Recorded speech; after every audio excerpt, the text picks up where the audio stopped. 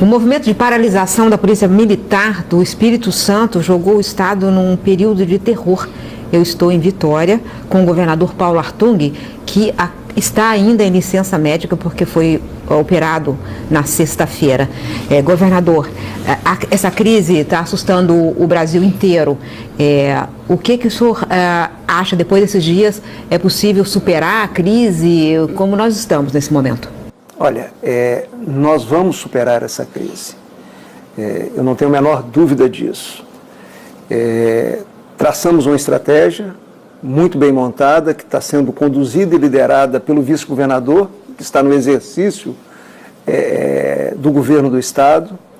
Essa estratégia passa por um auxílio federal importante. Nós estamos hoje com 2.000 homens entre a Força Nacional de Segurança e Exército, Marinha e Aeronáutica nos apoiando, né? E estamos trabalhando medidas importantes no sentido de iniciar um processo de reestruturação da Polícia Militar do Estado do Espírito Santo. É importante dizer... Essa vai ser a sua resposta, reestruturar a Polícia Militar? Claro, profundamente, né? O que significa isso? É importante dizer o seguinte, quer dizer, esse é um movimento inconstitucional. O legislador foi sábio quando definiu que um funcionário público que tem porte de arma não pode fazer greve. É óbvio, né? Mas está definido em lei. Então, essa é uma greve ilegal, né? E tem que ser tratada com rigor da lei, isso é muito importante dizer, né? E tem que ser responsabilizados aqueles que estão cometendo crimes. É outra coisa importante dizer. Quer dizer, uma greve feita dessa forma, eu já disse e vou repetir, é uma chantagem com a sociedade. É uma chantagem com o cidadão, né? Com o trabalhador, com o estudante, com os empresários, com as donas de casa, que, na verdade, financia o setor público. Quem paga salário de policial não é o governador, né? Não é o secretário de Estado. Quem paga é o cidadão quando paga impostos aos governos estaduais. Isso é uma atitude de sequestrar a liberdade da população, o direito de ir e vir, os direitos fundamentais da população e colocar na pauta um pagamento por esse sequestro, né? Isso é intolerável do ponto de vista ético, isso é importante dizer, isso é intolerável do ponto de vista da responsabilidade fiscal.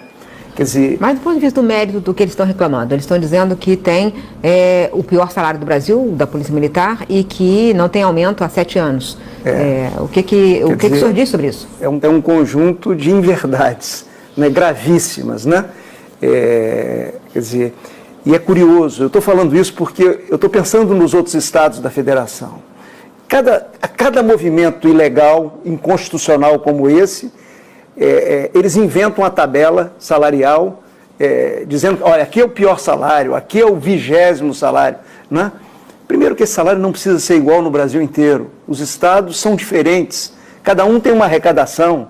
Esse salário precisa ser proporcional à possibilidade de pagar de cada estado federado. Por que o salário do Acre tem que ser igual ao salário de São Paulo, que é a locomotiva econômica do nosso país, né? Isso não tem pé e não tem cabeça, mas mesmo assim eu respondo concretamente. O salário do Espírito Santo é o 10º salário na escala de salários. Tem a ver com o nosso tamanho, tem a ver com a nossa economia. É um salário que está sendo pago em dia, né? Não tem parcelamento de salário no Estado do Espírito Santo. Se houvesse uma reclamação por parcelamento de salário, era uma coisa discutível, mas não com direito de greve, porque é proibido, né? Mas o salário está em dia. Está em dia aqui também, Miriam, todos os direitos e vantagens, as progressões e promoções dos nossos policiais estão sendo pagos rigorosamente em dia. Isso provocou um aumento da folha nesse período recessivo.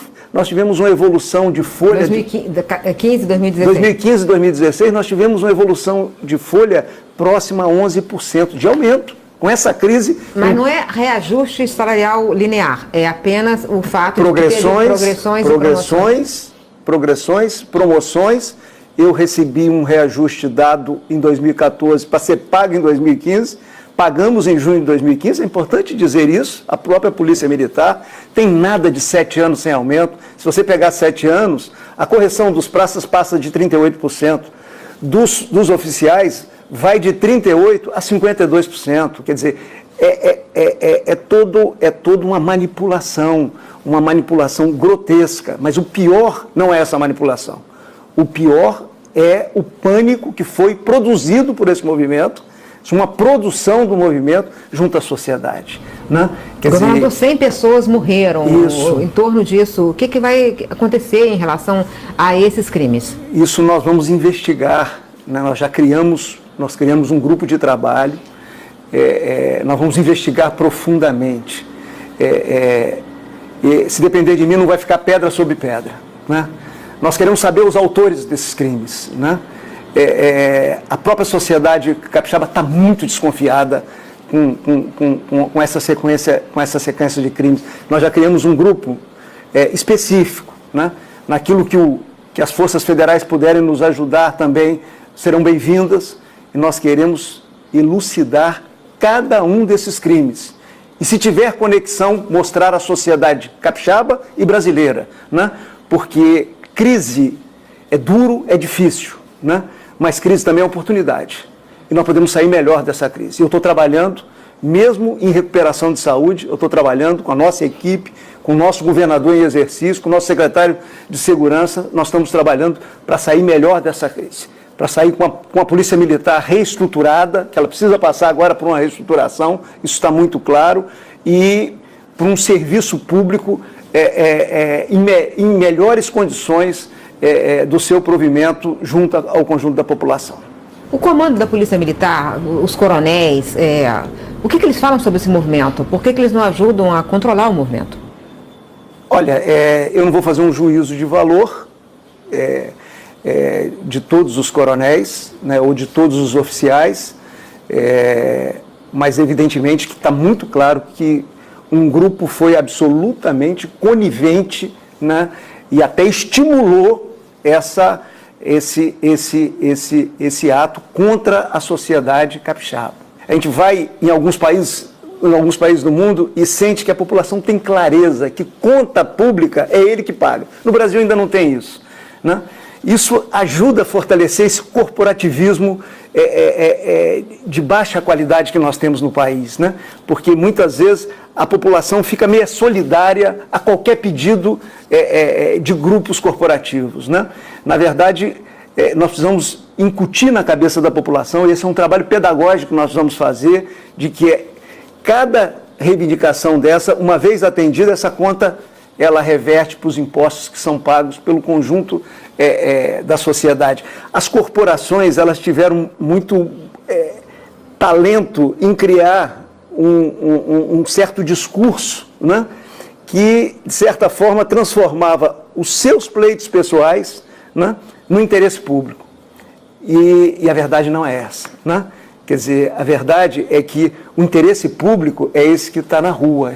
São os desempregados, são os empresários que não estão conseguindo ficar de pé nessa crise brutal que nós estamos vivendo, estão tendo que fechar suas empresas. Quer dizer, esse é o interesse público. Né? O interesse público hoje não é olhar com prioridade quem tem estabilidade no emprego, tenha dó. Quem tem estabilidade no emprego tem alguma coisa dentro dessa crise que é a pior crise que esse país já viveu. E quem não tem estabilidade no emprego? Como é que vive o pedreiro da construção civil numa hora dessa? Perde o emprego, perde tudo.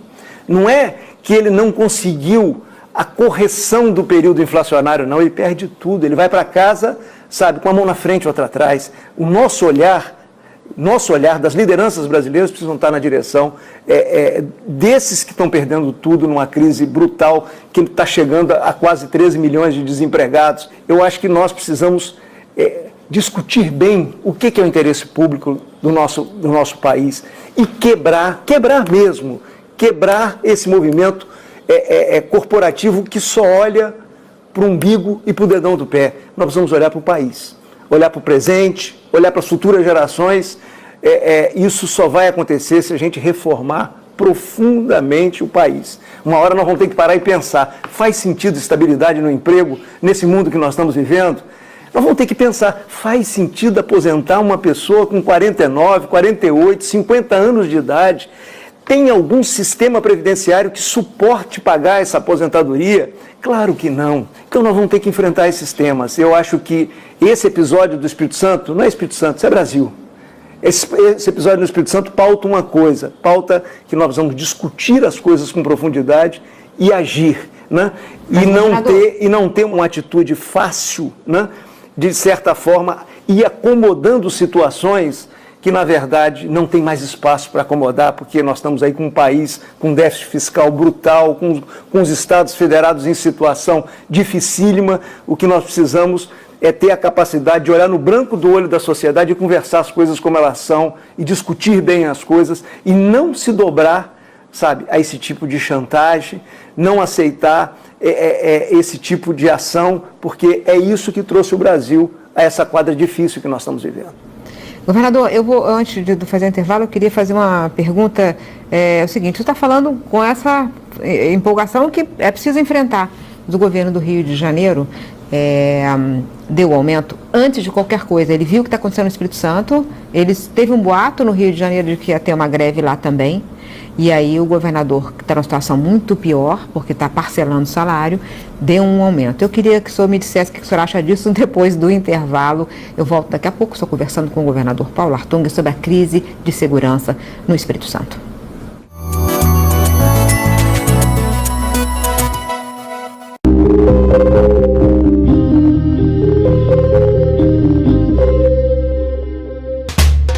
Carnaval de rua é na rua mesmo. Participe e mande seu olhar pra gente. Baixe o aplicativo Na Rua Globo News e mande seus vídeos dos melhores blocos pelo Brasil. Amor, a bolsa! Amor, vem a bolsa! Amor! Ei! Amor! A bolsa! Você esqueceu Tá vazia. Gostei de ver, hein? Vai perder essa barriguinha rapidinho. Novo Gol Track. Que barriga? A força que a cidade exige com o design que você pediu.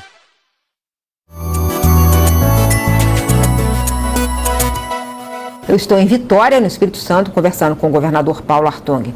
Governador, então, o senhor endureceu com os grevistas da Polícia Militar, mas o governador do Rio de Janeiro, antes de qualquer coisa, já deu um aumento. O que o senhor acha? Olha, eu vou dizer duas coisas. Primeiro, a situação do Espírito Santo e do Rio tem similaridade. Nós somos dois estados produtores de petróleo e gás, né? Quando cai o valor do barril de petróleo, cai a arrecadação do Rio, na mesma proporção, cai a arrecadação do governo do estado do Espírito Santo. Nós aqui no Espírito Santo estamos vivendo questões próprias do Espírito Santo. O desastre ambiental da Samarco, o pior desastre ambiental da nossa história, impactou profundamente a economia do estado do Espírito Santo. Quanto que é a arrecadação, Samarco? Nós perdemos mais de 200 milhões de arrecadação. A Samarco sozinha significa mais de 5% do nosso produto interno bruto. Uhum. É uma pancada. Uhum. Então, além da queda do preço do barril de petróleo, nós temos a Samarco. Além disso, nós temos, de uma maneira atípica, uma crise hídrica que nós estamos tendo que administrar no nosso estado. Então, quer dizer, além da similaridade com o Rio na questão da área de petróleo e de gás, nós estamos convivendo com outros desafios que impactam a nossa receita, né? Desde o início nós tiramos uma posição. Nós vamos cumprir a lei de responsabilidade fiscal. Sabe por quê? Porque nós temos consciência de que esse país não tem jeito se não tiver responsabilidade fiscal. Quer dizer, essa crise que nós estamos dentro dela, de onde veio? Veio da irresponsabilidade fiscal. Ou a gente cumpre, e aí cada um precisa fazer a sua parte, ou esse país não fica de pé. Nós não vamos readquirir a confiança. Não tendo confiança, não tem investimento privado. Não tendo investimento privado, essa roda não roda e a gente não consegue gerar emprego, gerar oportunidades e gerar a própria arrecadação. Então, nós fixamos, consertamos o orçamento, cortamos gastos, não fizemos ajuste aqui no Espírito Santo pelo lado da receita, não, fizemos pelo lado da despesa. E eu estou esperando minha resposta vou chegar lá. sobre o governador Pezão. Vou chegar lá, nós seguimos esse caminho, o Rio não seguiu esse caminho, é isso que eu estou dizendo. Esse é o caminho capixaba. Né? Nós fizemos ajuste, nós não aumentamos ICMS, nós não aumentamos a alíquota de ICMS, nós não fizemos ajuste pelo lado da receita, que o Brasil se acostumou a fazer, infelizmente, né, nesses últimos anos. Nós fizemos na despesa, cortamos na carne, cortamos custeio, fechamos um ano agora com mais um corte enorme de custeio, quase 8% do custeio em relação a 2015. Assim que nós estamos mantendo as contas em dia. A quem deve o Espírito Santo hoje? A ninguém. Zero de dívida. Né? Então, assim, esse é o nosso caminho. O caminho do Rio foi outro. Acho que o caminho do Rio não é certo. Né? Não é bom para o Rio. Nós somos todos apaixonados pelo Rio de Janeiro. Eu sou apaixonado pelo Rio de Janeiro. Tem família no Rio de Janeiro. Esse caminho não é bom para o Rio, mas não é bom para o Brasil. Né? Essa história de que, olha, eu vou empurrar para o governo federal pagar a minha conta. Não existe essas coisas de governo federal. Quem paga a conta é o Brasil, é o brasileiro. Né? Então, assim, o Rio vem no caminho errado. Né? Quando eu me opus a fazer renegociação de dívidas dos estados com a União, eu me opus porque, desde o início, eu achava que isso não era caminho. Né? A negociação da dívida foi muito bem feita lá no governo Fernando Henrique. Quer dizer, o problema nosso é folha. É folha de ativo, folha de inativo. Nós temos que encarar essa realidade, como eu estou encarando aqui, como minha equipe está encarando aqui nesse momento. Não adianta subterfúgio, né? Porque a conta não fecha, o dinheiro não aparece. Como é que vai dar aumento a alguém que está tendo que parcelar salário? Né? Sabe, é surrealismo. Né? Então, assim, isso não fica de pé. Eu acho que nós estamos indo, Miriam, com dificuldades, às vezes incompreensões graves, né? Mas nós temos certeza que nós trilhamos um caminho certo. Nós queremos ajudar o país a sair dessa dificuldade. Eu acho que o Espírito Santo é pequeno, desculpe, é pequeno. Né? Eu até brinco com o Espírito Santo é pequeno, o governador baixinho, mas nós podemos dar um bom exemplo para o Brasil. Né? E eu acho que o Brasil está precisando disso, de boas atitudes, de boas práticas. Nós precisamos consertar o nosso país, nós precisamos agir no presente para que os nossos filhos, as futuras gerações, tenham respeito pela nossa passagem nesse tempo que nós estamos vivendo. Governador, o Espírito Santo tem sido mostrado como um exemplo em várias coisas. O ajuste, o tratamento dos prisioneiros, recentemente foi matéria, inclusive na Globo News, Sim. sobre a política penitenciária do Espírito Santo. Enfim, mas essa crise estourou de uma forma muito violenta. Eu queria saber duas coisas. Primeiro, o senhor não teve nenhum aviso prévio de que isso poderia acontecer. Segundo, isso não é porque o senhor foi longe demais no ajuste fiscal? Há quem considere que o senhor foi longe demais no ajuste, apertou tanto que a sociedade estourou aqui e pode estourar outros movimentos grevistas. Não, eu acho que nós estamos no ajuste fiscal na medida certa, né? Ou seja, nós estamos conversando com a sociedade, com as instituições o tempo inteiro, inclusive com o sindicato dos funcionários públicos. Nós estamos conversando o tempo inteiro, mostrando as contas públicas e dizendo, olha, nós temos que conviver com essa receita que nós temos. Se isso é ir longe demais, sabe, eu diria assim, isso é fazer o que as famílias brasileiras estão tendo que fazer. Né? Uma família que tinha 3 trabalhadores, hoje tem 1 para sustentar a família, o que eles estão fazendo? Olha, a receita agora diminuiu. Então, nós estamos cortando aqui, cortando ali, até que a realidade volte. É isso que nós estamos fazendo aqui. Então, o ajuste capixaba não foi longe demais, foi o certo. É o ajuste que nós precisamos nos outros estados federados. Me desculpe a franqueza, é o ajuste que nós precisamos na União, sabe? Para quê? Porque quando o Brasil readquirir de novo o equilíbrio das contas públicas, nós vamos readquirir a confiança. Quando a gente teve a confiança lá atrás, nós ganhamos o grau de investimento, nós ganhamos o investment grade. Com o grau de investimento, o que aconteceu no país? Choveu na nossa horta de investimento, o país cresceu, as oportunidades se abriram para a juventude brasileira, é isso que nós precisamos retomar. Não tem atalho num assunto desse, sinceramente. Não tem atalho, nós precisamos enfrentar o problema como ele é. Quer dizer, nós estamos dialogando com a sociedade o tempo inteiro, dizendo o tempo inteiro o que nós estamos fazendo. Quer dizer, o que aconteceu aqui, Miriam, voltando ao eixo da sua pergunta, sabe, é uma coisa quase covarde comigo, né? Ao saber de uma informação que eu ia ser internado, ia para um centro cirúrgico, sabe, se montou esse movimento. É quase desumano uma coisa dessa, né? É quase desumano o que aconteceu no Estado do Espírito Santo, né? Mas Deus é bom. Ele já estava programado há mais tempo? Ele tinha uma programação para o Carnaval, nós vimos acompanhando e vimos dialogando para que não acontecesse, né? E ao ter a informação de que eu estava indo para um centro cirúrgico, ele foi detonado aqui. Quer dizer, eu volto a dizer, Deus é bom, Deus é Pai, né? Vai nos dar força, energia, vamos superar essa crise e, se Deus quiser, vamos sair muito melhor também na estruturação da nossa polícia militar do que nós entramos nessa crise. Muito melhor, sabe? Talvez até ajudando o país a discutir também essas questões de administração das suas polícias militares. A segurança pública agora está no comando do Exército, é isso? É uma espécie de intervenção? É por um período curto? Não, assim, é a segunda vez. No governo passado eu tive que pedir forças federais. E aí passa-se o comando oficialmente para o Exército. Isso é uma coisa burocrática? O Exército vem, quer dizer, na hierarquia militar, ele assume formalmente o comando, mas é um diálogo aberto. O secretário de Segurança está comandando as nossas polícias, o comandante da Polícia Militar está no comando da Polícia Militar, o chefe da Polícia Civil da mesma forma. Isso é o contrário, Miriam. Talvez o que a gente precisa no Brasil hoje é essa integração maior. Sabe? E aí eu elogio o governo na atitude rápida que o governo está tendo com os estados federados. Por quê? Porque antigamente acontecia um problema desse, primeira coisa de dizer é o seguinte: segurança pública é o problema dos estados, e tentar empurrar o problema, empurrar a bola para o lado. Empurrar a bola para o lado não resolve o nosso problema. Nós precisamos unir as forças. Tem problemas de fronteira, tem problemas de entrada de drogas, de armas no país. Nós precisamos colocar o governo federal cada dia mais na estruturação e ação da política pública de segurança no nosso país. Então, quanto mais a gente estiver juntos, né, ao invés de competir, né, ou de omissão, né, tanto a competição entre essas forças quanto a omissão é muito ruim. Ao invés da omissão e da competição, a cooperação. É isso que nós estamos praticando no Espírito Santo hoje.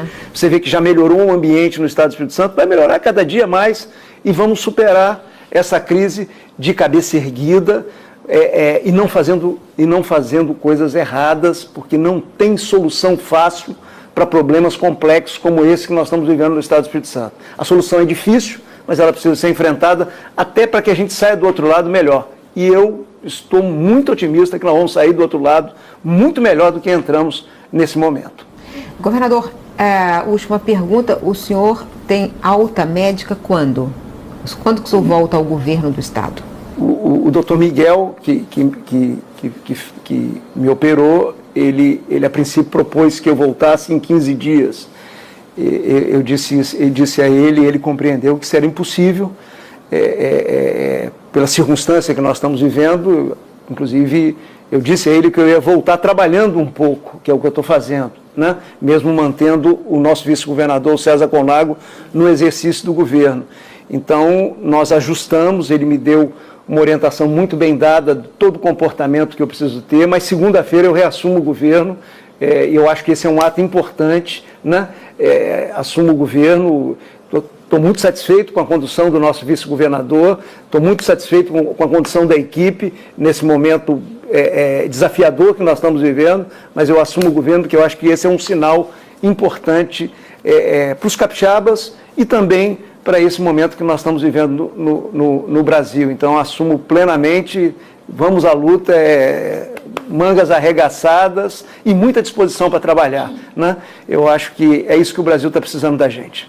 Governador, boa sorte, boa recuperação, boa sorte na superação da crise, que o senhor tenha logo seu pronto restabelecimento. Que eu desejo obrigado por essa entrevista, mesmo nessas circunstâncias pessoais e da crise no Espírito Santo. Até o próximo programa.